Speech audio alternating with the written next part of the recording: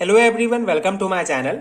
आज हम इस वीडियो में इनऑर्गेनिक केमिस्ट्री से रिलेटेड एक इम्पॉर्टेंट टॉपिक पाउली का अपवर्जन सिद्धांत, पाउलीज एक्सक्लूजन प्रिंसिपल डिस्कस करेंगे। इसका बेसिक कॉन्सेप्ट डिटेल में समझेंगे। साथ ही साथ ये नोट्स आपको प्रोवाइड करूंगा, इसको आप डायरेक्टली अपने बीएससी लेवल के थ्योरी एग्जाम्स में अप्लाई कर सकते हैं। सो पाउली का अपवर्जन सिद्धांत क्या होता है?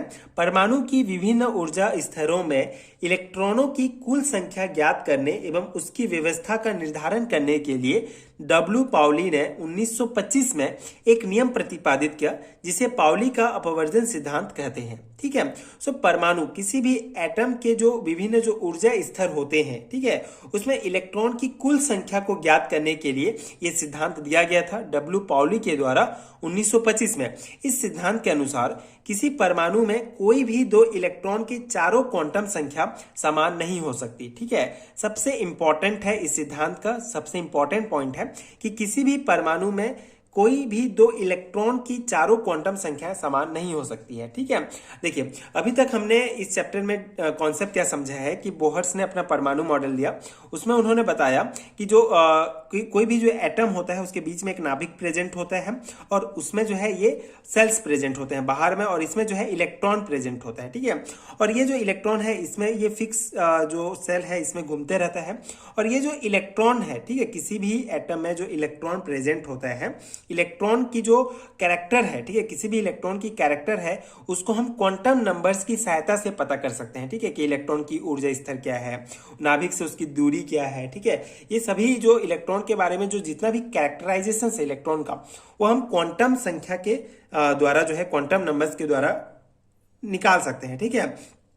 तो देखिए, ये जो क्वांटम नंबर्स होती हैं ये चार प्रकार के होते हैं। मुख्य क्वांटम नंबर n, ठीक है, एजीमुथल क्वांटम नंबर l, चुंबकीय क्वांटम नंबर m और चक्रण s। ठीक है, ये चार प्रकार के क्वांटम जो संख्याएं हैं, क्वांटम नंबर्स हैं, इसकी सहायता से किसी भी इलेक्ट्रॉन के बारे में हम पता कर सकते हैं। तो ये जो पाउली का अपवर्जन नियम है ये क्या कहता है कि किसी भी एटम में जो प्रेजेंट जो दो इलेक्ट्रॉन होंगे, ठीक है, किसी भी एटम में प्रेजेंट जो दो इलेक्ट्रॉन होंगे उनका जो चारों क्वांटम संख्या है कभी समान नहीं हो सकता है।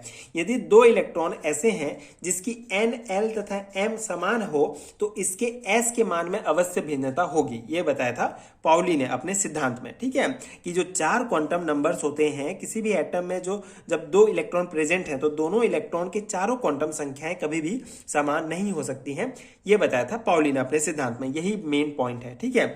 और एक के लिए s का मान जो है +1/2 अर्थात क्लॉकवाइज चक्रण, और दूसरे के लिए -1/2 मतलब एंटी क्लॉकवाइज चक्रण होगा। ठीक है, अगर मान लो दो इलेक्ट्रॉन प्रेजेंट है। ठीक है, मान लो कि किसी भी एक एटम में दो इलेक्ट्रॉन प्रेजेंट है।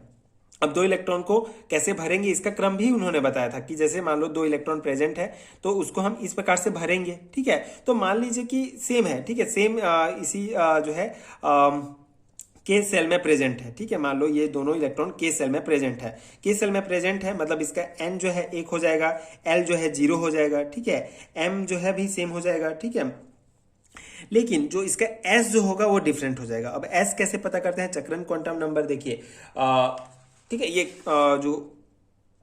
जो m है ये भी देखिए, ये जो चुंबकीय क्वांटम नंबर है m, जैसे n 1 हो गया, l 0 हो गया, m क्या हो जाएगा इसका?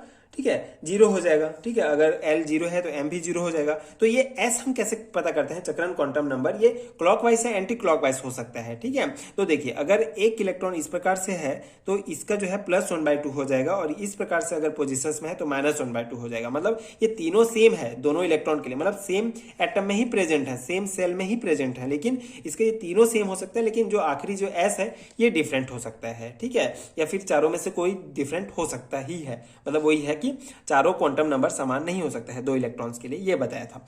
ठीक है, ये बेसिक कॉन्सेप्ट है। इसके अलावा जो है उन्होंने एक और कॉन्सेप्ट बताया था जिसको आप उसके महत्व में लिख सकते हैं, इंपॉर्टेंस में, कि परमाणुओं के इलेक्ट्रॉनिक विन्यास के निर्धारण में यह सिद्धांत बहुत उपयोगी सिद्ध हुआ। बेसिकली जो तीन जो है मेन, ठीक है, पाउली का अपवर्जन नियम, हुंड का बहुलता का नियम, ठीक नियम, और अबव का n+l का नियम, ये तीनों सिद्धांत अगर आपको अच्छे से पता है तो आप इजीली जो है किसी भी एलिमेंट का इलेक्ट्रॉनिक कॉन्फ़िगरेशंस निकाल सकते हैं। तो उसी क्रम में ये जो पाउली का अपवर्जन सिद्धांत है ये भी किसी भी परमाणु के इलेक्ट्रॉनिक विन्यास निर्धारण में बहुत इंपॉर्टेंट है, उपयोगी सिद्ध हुआ है। इस नियम की सहायता से यह बताया जा सकता है कि एक कक्षक में अधिक से अधिक 2 ही इलेक्ट्रॉन रह सकते हैं जिसका चक्रण विपरीत दिशा में होता है। ठीक है, ये पॉइंट कि एक ऑर्बिटल में, एक कक्षक में ज्यादा से ज्यादा जो है सिर्फ 2 इलेक्ट्रॉन्स ही हो सकते हैं और इनका जो चक्रण होगा ये डिफरेंट होगा। ठीक है, ये इलेक्ट्रॉन्स एक एंटी क्लॉकवाइज होगा और एक क्लॉकवाइज, एक क्लॉकवाइज होगा एक एंटी क्लॉकवाइज होगा इनका चक्रण, ये बताया था इस नियम में। ठीक है, तो ये 2 पॉइंट मेन आपको ध्यान रखना है। इसके अलावा इसकी सहायता से किसी मुख्य कोष में इलेक्ट्रॉन की अधिकतम संख्या ज्ञात की जा सकती है।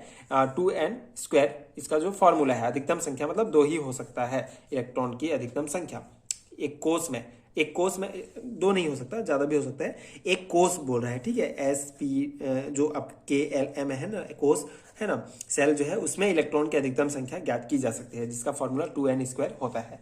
ठीक है, तो ये पॉइंट्स हैं पाउली के अपवर्जन सिद्धांत से रिलेटेड। आई होप कि आपको समझ में आ गया होगा। सिंपल सा है, जनरली 2 और 3 मार्क्स के क्वेश्चंस में पूछा जाता है, तो इतना पॉइंट्स भी आप डिस्कस करते हैं तो काफी होगा। ठीक है, तो ये था पाउली का अपवर्जन सिद्धांत डिटेल में। अगर आपको इसका PDF नोट चाहिए तो नीचे आपको डिस्क्रिप्शन बॉक्स में PDF स्टोर का लिंक मिलेगा, वहां से आप डाउनलोड कर सकते हैं। एटॉमिक स्ट्रक्चर, बेसिकली अगर स्पेसिफिक सिलेबस की बात करूं तो पाउली का अपवर्जन सिद्धांत ये आपको inorganic chemistry BSc first year के यूनिट फर्स्ट में मिलेगा छत्तीसगढ़ की यूनिवर्सिटी के अकॉर्डिंग। तो अगर आपको नोट चाहिए तो यूनिट वाइज नोट आपको मिलेगा, जिसमें ये सभी टॉपिक्स एक यूनिट में, एक PDF में ये सभी टॉपिक्स डिटेल में कवर होंगे। हिंदी मीडियम स्टूडेंट्स के लिए बहुत इंपॉर्टेंट होगा। तो अगर आपको ये नोट्स चाहिए PDF फॉर्म में तो नीचे आपको डिस्क्रिप्शन बॉक्स में PDF स्टोर का लिंक मिलेगा, वहां से आप डाउनलोड कर सकते हैं। एंड अगर वीडियो हेल्पफुल है तो आगे की वीडियोस देखने के लिए प्लीज चैनल के साथ जुड़े रहिए, प्लीज सपोर्ट कीजिए, like share and subscribe to my channel and thank you so much for watching.